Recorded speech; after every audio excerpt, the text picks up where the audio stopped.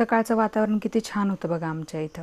सकाळी लवकर उठून आवरावर केली, मुलींना नाश्ता द्यायचा होता. एकीला साखरेचा पराठा खायचा होता आणि एकीला चीजचा पराठा खायचा होता. त्यामुळे मग कणिक मळलेलीच होती आधी, तर पटापट एक उंडा घेतला, तिला लाटून घेतलं, त्याला तूप लावलं, थोडीशी साखर पसरवली. जर पिठी साखर असेल तर उत्तम, नसेल तर नॉर्मल साखरसुद्धा पसरवू शकता.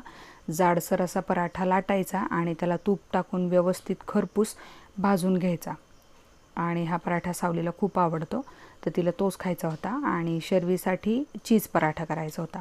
मग एक चीजचं क्यूब घेतलं, ते छान खिसून घेतला आणि दुसरा एक उंडा घेतला, तो लाटून घेतला व्यवस्थित.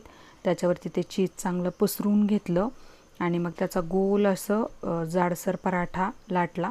चीज बाहेर येणार नाही अशा पद्धतीने लाटायचा, म्हणजे थोडासा जाडसरच लाटायचा, म्हणजे चीज बाहेर येत नाही. चीज बाहेर आलं का मग ते तव्याला चिकटतं आणि मग मूड राहत नाही तो खायचा. ह्याला पण असं व्यवस्थित जाडसर लाटून घेतलं आहे. आणि साखरेचा पराठा एकीकडे भाजून झाला होता.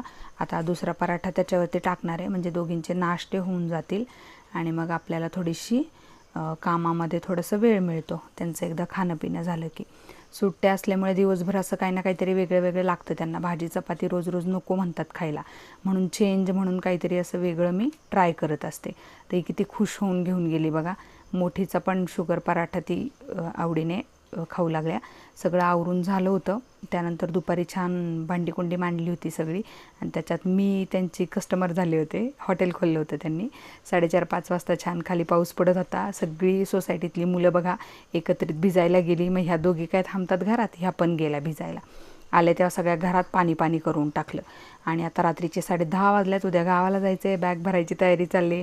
हे मॅडम काय काय भरायचं आहे उद्या तिला गावाला जाताना ते सगळं घेत आहेत. बघा तुम्ही, सगळं चूजी पद्धतीने चाललेलं आहे. तर उद्या आम्ही गावाला जाणार आहे. तर 1-2 दिवसाचे ब्लॉग शक्यतो मला वाटत नाही येतील, कारण तिकडे रेंज नाही आहे. सो भेटूयात 2-3 दिवसांनी. तोपर्यंत बाय.